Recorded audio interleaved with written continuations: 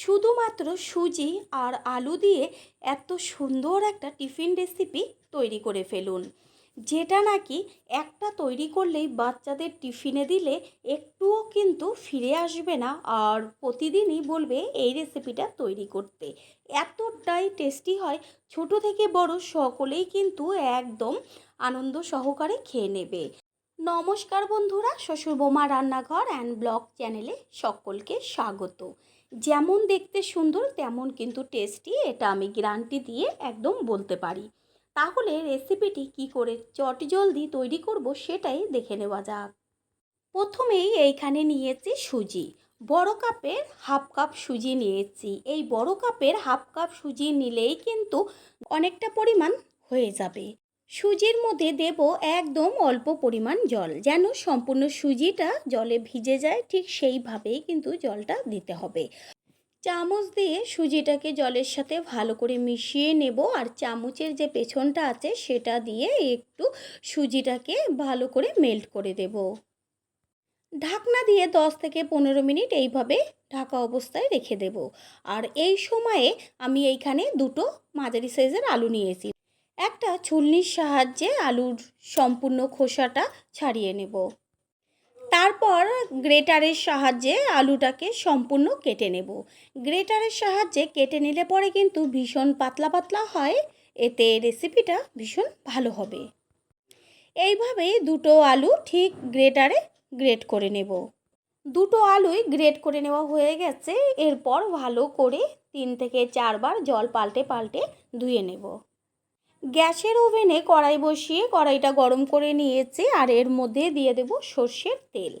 তেলটা খুব ভালো করে গরম হয়ে গেছে, আর এর মধ্যে ফোড়ন দিলাম সাদা জিরে একদম অল্প পরিমাণ, আর ছোটো চামচের 1 চা চামচ গোটা সর্ষে। গ্যাসের ফ্লেম লোতে রেখে ফোড়নটাকে ভালো করে ভেজে নেব। তারপরে এর মধ্যে দিয়ে দেব কারি পাতা। এইভাবে সর্ষে আর কারি পাতা যদি তেলে ফোড়ন দেওয়া হয়, এত সুন্দর একটা গন্ধ আসে। গ্যাসের ফ্লেম কিন্তু লোতেই থাকবে, আর পাতাটা একদম পুড়ে না যায় সেদিকে খেয়াল রাখতে হবে। তারপরে এর মধ্যে দেব 1 চা চামচ থেতো করে নেওয়া রসুন। রসুনটাকে তেলের সাথে ভালো করে নেড়ে চেড়ে ভেজে নেব হালকা করে। এই সময়ে তেলের থেকে এত সুন্দর গন্ধ বেরোয়, চারদিক একদম মম করে। তারপরেই দেব একদম ছোট ছোট করে কেটে নেওয়া পেঁয়াজ। পেঁয়াজটাকেও ঠিক একইভাবে সব কিছুর সাথে মিশিয়ে নেব, আর গ্যাসের ফ্লেম মিডিয়াম টু লোয়ে রেখে দেব।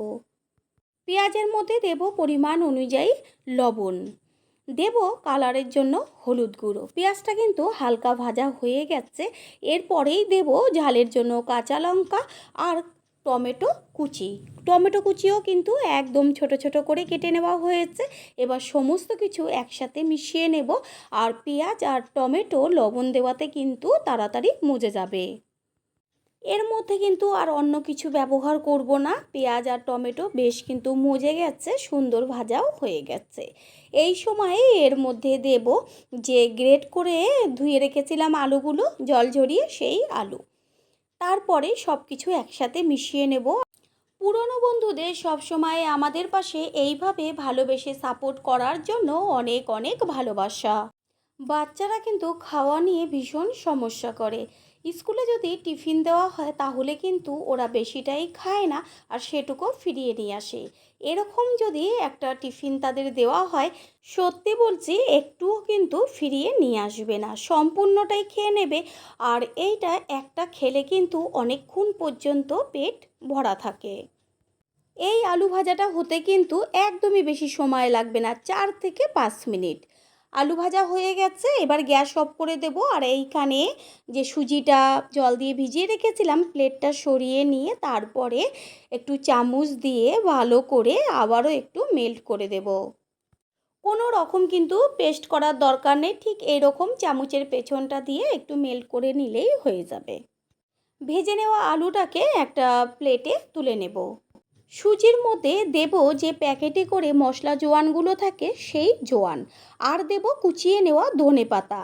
এবার ধনেপাতা আর জোয়ান ভালো করে সুজির সাথে মিশিয়ে নিতে হবে। আর কিন্তু কোনো রকম মশলা এখানে ব্যবহার করার দরকার নেই। লবণ দেব না, কারণ যেহেতু আলু ভাজাতে লবণ দেওয়াই আছে, সেই কারণে পরে চেক করে লবণটা লাগলে দিয়ে দেব।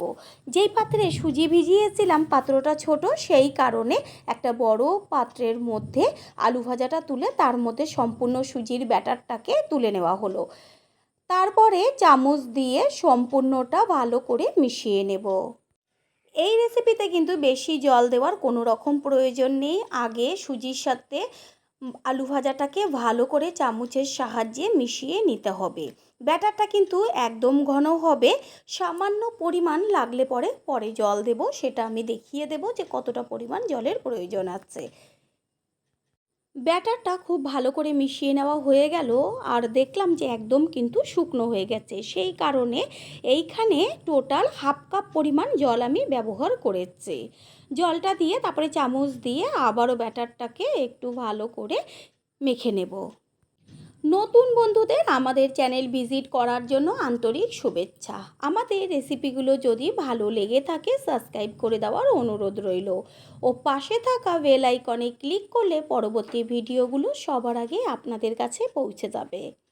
গ্যাসের ওভেনে একটা তড়কা প্যান বসিয়ে দেখা যাচ্ছে যে ধোঁয়া উঠছে, খুব ভালো করে গরম করে নিয়েছি। এবার দিয়ে দিচ্ছি সর্ষের তেল, এখানে আপনারা সাদা তেলও ব্যবহার করতে পারেন। তারপরে দেব ছোটো চামচের হাফ চা চামচ সাদা জিরে। ফোড়নটাকে একটু তেলের মধ্যে ভেজে নেব। তারপরে চামচ দিয়ে ব্যাটারটা আস্তে করে তেলের মধ্যে দিয়ে দেব। গ্যাসের ফ্লেম কিন্তু একদম বাড়ানো যাবে না, ঠিক এইভাবে একটু একটু করে ব্যাটার দিয়ে তারপরে কিন্তু চামচের পেছনটা দিয়ে খুব সুন্দর করে ওপরটা সমান করে দিতে হবে। একটু মোটা করেই দেব, আর একদম গ্যাসের ফ্লেম লোতে রেখে রেসিপিটা তৈরি করতে হবে। সময় কিন্তু একদম অল্প লাগবে। চামচের পেছন দিয়ে একটু সুন্দর করে চারদিকটা সমান করে দেব। ওপরটা সমান করে দিয়েছি, এবার একটা ঢাকনা দিয়ে ঢেকে কিছুক্ষণ রাখবো। 3 থেকে 4 মিনিটের মধ্যেই কিন্তু ঢাকনাটা সরিয়ে দিয়ে একটা চামচের সাহায্যে আস্তে করে উল্টে দিতে হবে ওপরের পিঠটা হবার জন্য। আর দেখতেই পাবেন এত সুন্দর ফুলবে, দেখলেই যেন জিভে জল চলে আসবে। আস্তে আস্তে উল্টে দেব ওপরের পিঠটা হবার জন্য। কত সুন্দর উল্টে গেল, আর কালারটা কত সুন্দর এসছে। নিচে জিরে তেলের মধ্যে দেওয়াতে ওপরের দিকটা এত সুন্দর দেখতে লাগছে, পুরো বলের মতন ফুলে উঠেছে। নিচের পিঠটাও সেমভাবে হতে থাকবে। গ্যাসের ফ্লেম লোতে রেখে এপিট ওপিট দুই পাটি কিন্তু খুব ভালো মতন ভেজে নেব। আর টোটাল সময় 5 থেকে 6 মিনিট, তার মধ্যেই কিন্তু একদম কমপ্লিট হয়ে যাবে দুই পাশটা ভাজা। ওই পাটটাও কত সুন্দর ফুলে উঠেছে। এটা সম্পূর্ণ রেডি, এবার প্লেটে ঢেলে নেব। আর একইভাবে আর একটা করেও দেখিয়ে দিচ্ছি।